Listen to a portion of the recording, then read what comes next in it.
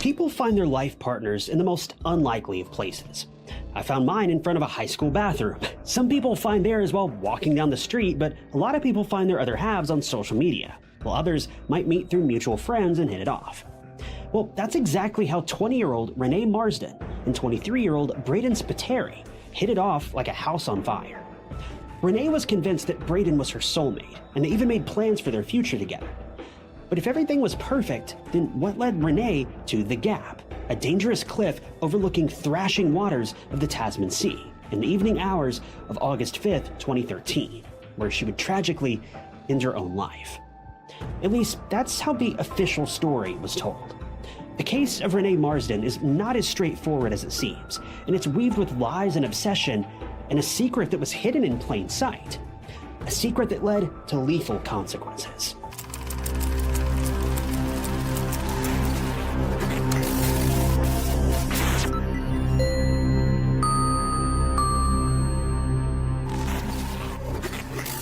If you're like me, you're probably super interested in true crime, and if so, I'd be willing to bet you'd be interested in this channel, True Crime Stories. So do me a quick favor and hit that subscribe button below. It's totally free and keeps you up to date with all of my future cases.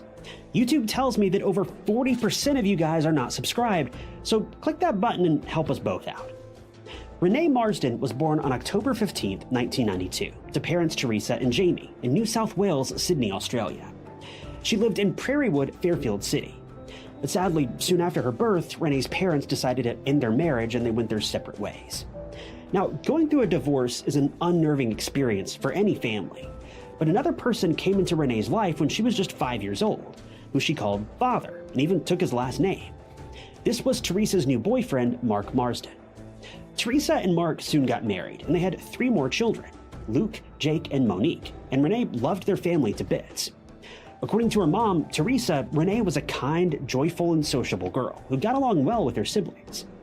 Teresa and Renae also shared a mother-daughter bond like no other. Renae would share everything with her mom, and Teresa was Renae's go-to person whenever she needed advice or comfort. Renae was a very outgoing and independent young girl, and in 2010, when Renae was 18 years old, she was working as an administrator at a salon.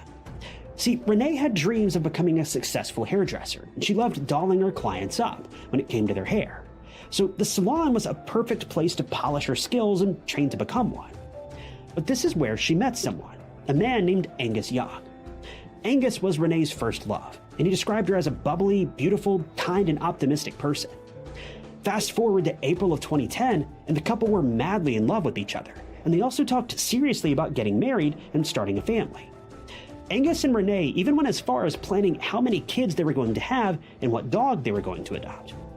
But their fairy tale romance didn't have a happy ending, and something happened that severely affected Renae's mental health. One day, Renae received a text message from Angus out of the blue, which stated that he wanted to break things off with her.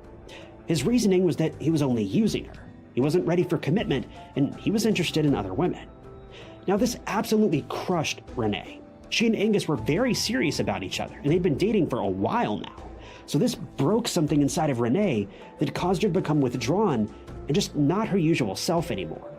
It seemed as if the bubbly and cheerful Renae was gone, and now she was just a shell of the person she used to be. But Renae's family didn't give up on her, and they tried everything they could to get Renae feeling better again. During this time, though, Renae reconnected with another pivotal person, who's going to be important for the rest of this case. It was her best friend since 9th grade, Kamala Zayden. Renae met Kamala in 2008 when they attended the all-girls Mount St. Benedict's College, and the girls bonded over mutual interests and even shared their secrets with each other. This led to the girls turning into best friends. But after graduating from the school, the two drifted apart and only met from time to time. But it wasn't long until Kamala rushed to Renae's side when she heard about the anguish her best friend was going through after her terrible and unexpected breakup with Angus. Like any best friend, Kamala suggested that Renae put herself back out there in the dating world and meet new guys. Although Renae wasn't interested, Kamala pushed her to meet other people, as it was the only way to get her mind off of things, at least in her mind. Kamala even went out of the way to suggest someone to Renae. It was none other than her ex-boyfriend, Braden Spiteri, which is kind of unusual if you think about it. Anyway, Renae, after much persuasion, decided to give 23-year-old Braden a chance by talking to him via social media. It turned out that Renae actually liked the guy. Over time, Renae started to connect with Braden, and they both decided they really liked each other. They had the same likes and dislikes, and they had similar goals in life, and everything seemed perfect. Renae was slowly coming out of that deep, dark hole of isolation and was starting to feel her normal self again. Kamala was also by Renae's side all the while, supporting her through her tough bouts of heartache. It was clear that Renae trusted Kamala a lot, but there was one problem with Braden and his relationship with Renae, and that was the fact that Renae had never even physically seen his face or interacted with him. She'd only ever seen a photo of Braden, and that was it. Whenever she communicated with Braden, it was either through social media or text. Well, Renae was about to find out something very bizarre about her so-called soulmate. See, according to Kamala, Braden came from a wealthy family and was very ambitious. But she later went on to disclose something very odd about Braden, and it was the fact that he was currently incarcerated at Goulburn Jail for a driving offense that resulted in the death of his best friend, Richie. This was why Braden had always turned down meeting Renae, because he was serving a prison sentence. On top of that, he'd also forfeited his visitation rights for a lesser sentence, so no one could visit him in jail. Now, I'm not an expert on incarceration, but I don't even think this is something you can do, but please correct me if I'm wrong in the comments. But this was baffling on so many levels. First of all, why would Kamala ever suggest Renae start an online romantic relationship with a convict? And why did Renae agree to this? Well, it seemed that Kamala had unbelievable control over Renae, and she essentially manipulated her vulnerable best friend into starting a relationship with Braden, with whom Renae was starting to get very attached to. Even after this revelation, Renae was supportive of Braden, as Richie's death was tragic, but it was an accident nonetheless, and she continued her relationship with him and was counting down the days until Braden would be released from prison, and then they could start their lives together.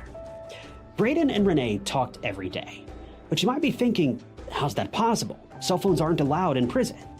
Well, surprisingly, Kamala made arrangements with an attorney for Braden to have a mobile phone to contact Renae in prison via texts, which, mind you, is illegal. This attorney literally smuggled a phone into prison for this man, a felony offense. Anyway, Renae also confided in her mom, Teresa, about her relationship with Braden in late 2011, and even told her about his prison sentence. Teresa recalled that Renae wouldn't stop smiling or blushing whenever she was talking about Braden. It shows how much she adored this man, who she'd never even met in person before. Braden had even reached out to Teresa via text in December of 2011, introducing himself and assuring her that he was utterly serious about his relationship with Renae. The couple's relationship was turning serious, so much so that in January of 2012, Renae and Kamala went to a tattoo parlor called Bondi Inc., where Renae got Braden's name tattooed onto her chest. But everything was far from perfect. As Renae's relationship with Braden was getting intense, her friendship with Kamala had turned sour.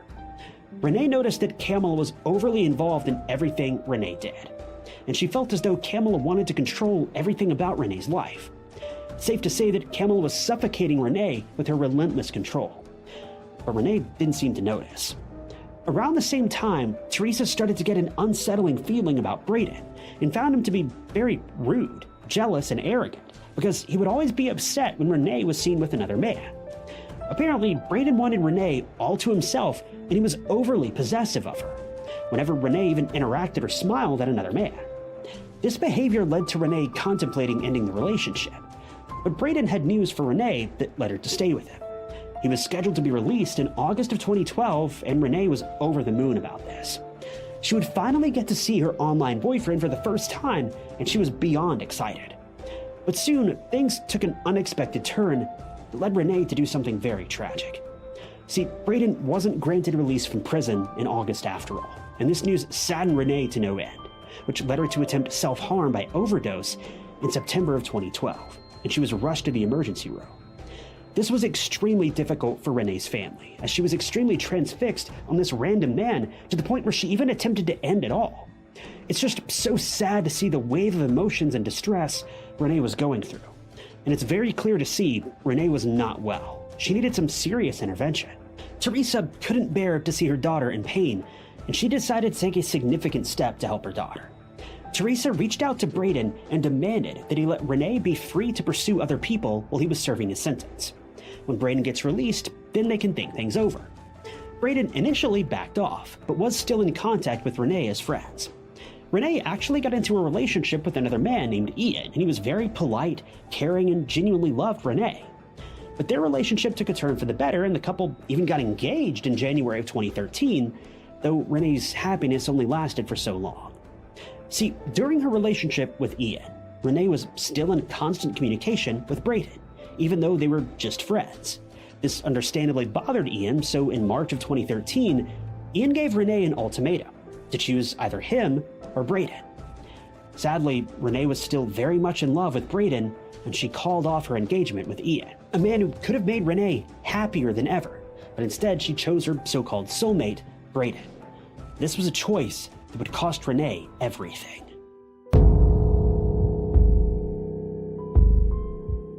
Fast forward to July of 2013. Renae had started a new job, and her coworkers knew about her relationship with Braden.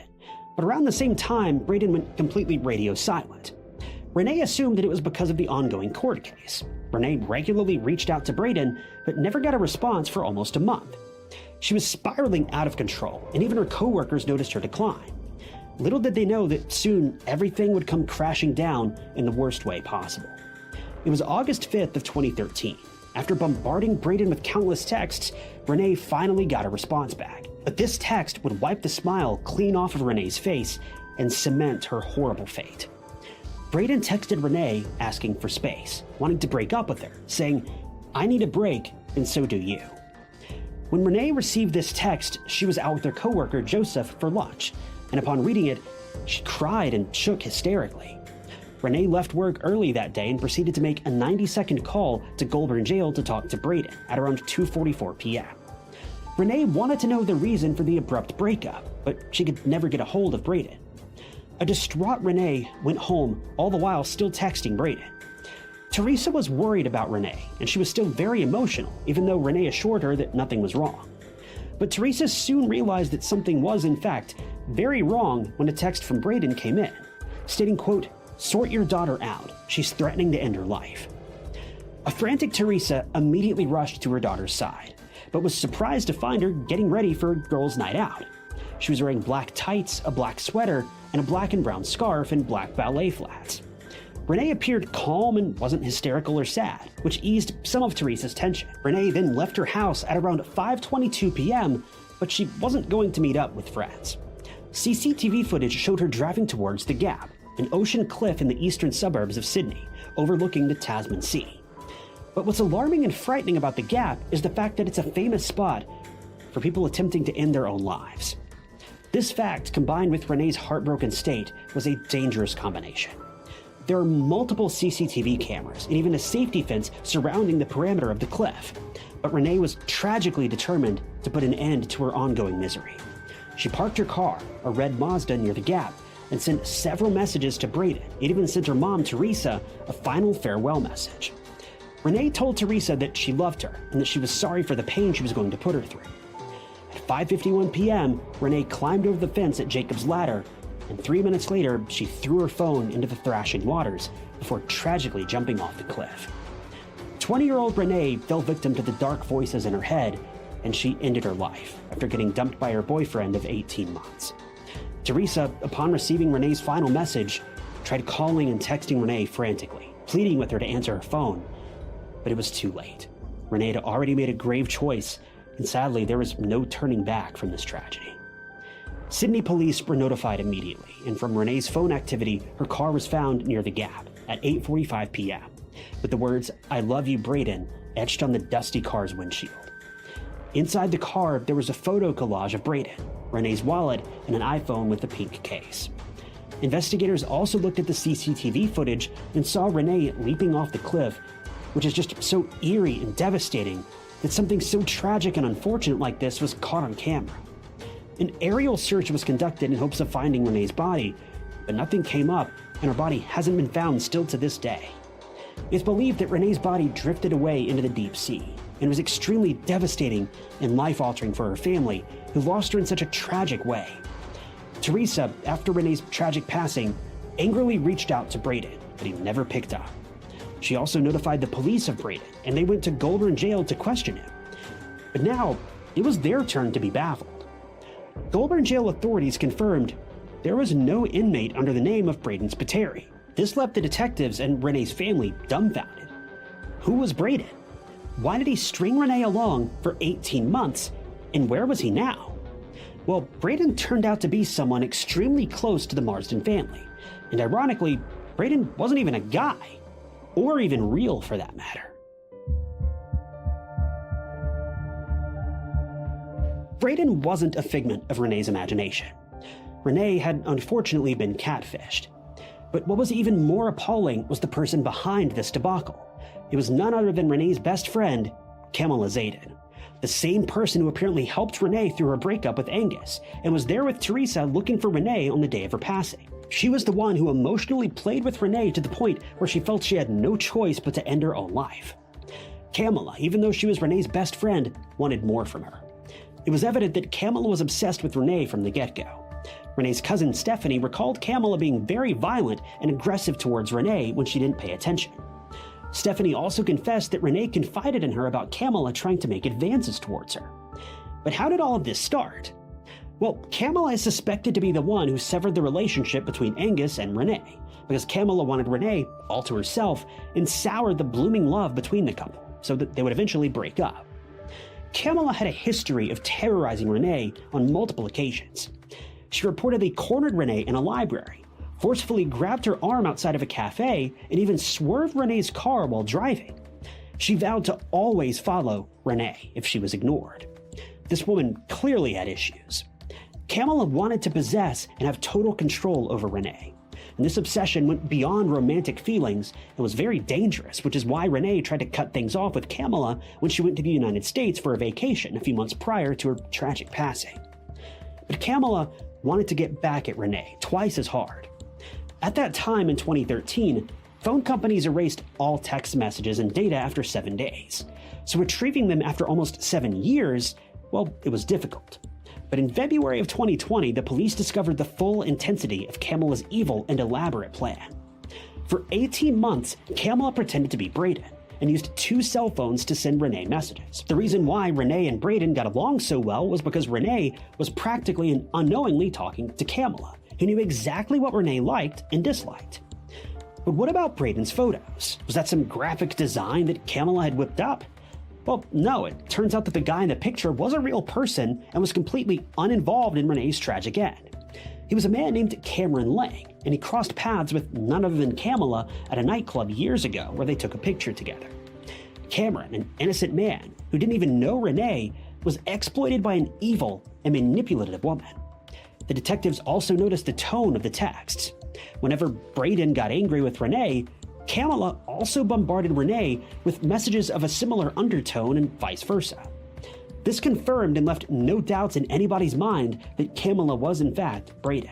With all of this information, the investigators confronted Kamala, who knew that the jig was up and there was no way out for her. Kamala confessed that Braden was in fact her, but she went on to elaborate. Kamala stated that she and Renae were in a romantic relationship, and since they knew that Renae's family would never approve of their relationship, they decided to stay in touch with each other under the alias of Braden. Now, Kamala's statement has been termed as a pack of lies, and Renae's family don't believe her at all.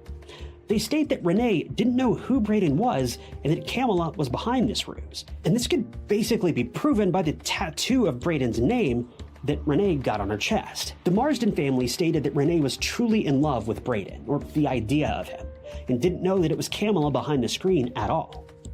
Kamala stressed on the fact that Renae was attracted to men as well as women, even though this has never been confirmed. In fact, Renae's relationship history also showed that she only ever pursued, romantically, men in her 2 very serious relationships. Unfortunately, since there aren't any laws regarding catfishing and since Kamala didn't physically cause Renae's passing, there were no charges against her. She was allowed to walk free, even after luring a young and vulnerable woman to her tragic end. What Kamala did is technically 100% legal, and there's zero chance she'll ever be held accountable for it, even though she single-handedly caused the tragic passing of her best friend. It's so baffling and distressing to know that Kamala won't ever pay for what she led Renae to do, knowing good and well just how fragile Renae was. Kamala's actions and constant hot and cold behavior under the facade of Braden cost Renae her happiness and eventually her life. As for Kamala these days, she's been living her best life without caring that her actions drove her so-called best friend to the point of no return. As of now, Kamala is married to a man and even started a family. Kamala, the same woman who had a relentless and unhealthy obsession with Renae, moved on with her life and married a man even though she claimed at that time to only be interested in women, specifically Renae. This is what leads to questions like, for what purpose did Kamala make Renae go through the perpetual cyclone of emotions and hopelessness for 18 months? Did Kamala get some sort of sick satisfaction from controlling Renae's life? And did she somehow think that when Braden broke up with her that it would drive her into Renae's arms? It's just so infuriating to see how easily Kamala has moved on from this, knowing that she directly caused Renae to make such a tragic choice without any punishment, not even a slap on the wrist. Kamala is living her life, but Renae will never get to continue hers. Renae, a once vibrant and cheerful young woman, had been completely blinded by love and desperation, and she failed to see things with reason and logic. And that mistake led to her taking her own life in utter hopelessness. Renae had plans for her upcoming 21st birthday and wanted to move into her own apartment with her cousin Stephanie. But everything that Renae planned never reached completion, and she was driven to the point where she felt she had no choice but to end her own life. Renae's family, including her mother Teresa and her siblings, will likely never heal from the loss, and Kamala's lack of remorse for her actions makes their suffering even harder.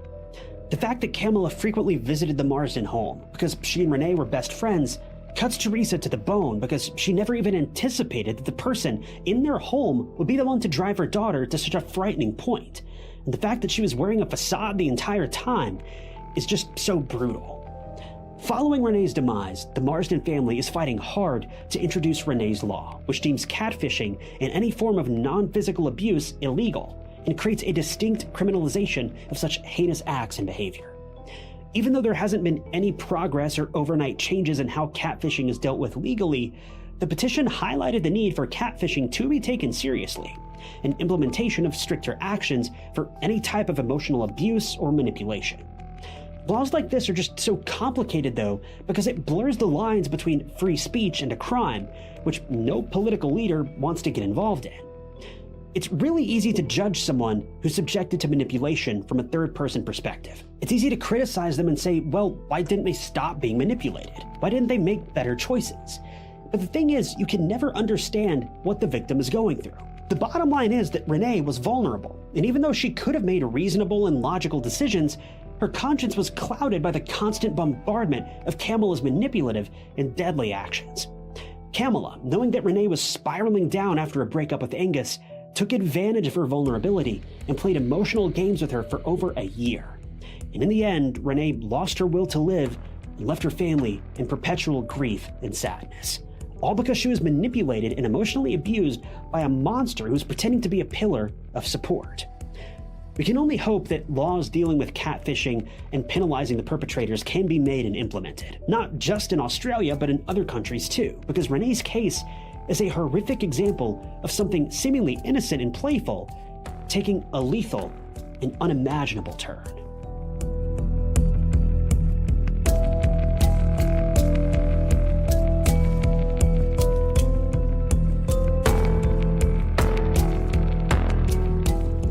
Thank you guys for tuning in to another episode of True Crime Stories. I wanted to give a special thank you to a few channel members, including Rakeen Shah and Shauna Tracy. If you also want to become a channel member, you can gain access to new videos sometimes days or weeks before they're uploaded to the public, and it's currently the best way you can help keep the channel afloat and help out. I'm extremely grateful to all of you who've decided to do that. If you want to join, you can click that big join button below the video, or find the link down in the description if that join button isn't showing up. But as always, if you enjoyed this video, check out this other interesting case I covered, and don't forget to subscribe. It's totally free and keeps you up to date with all of my future videos. But my name is Ty Knotts, and I'll catch you guys in the next one.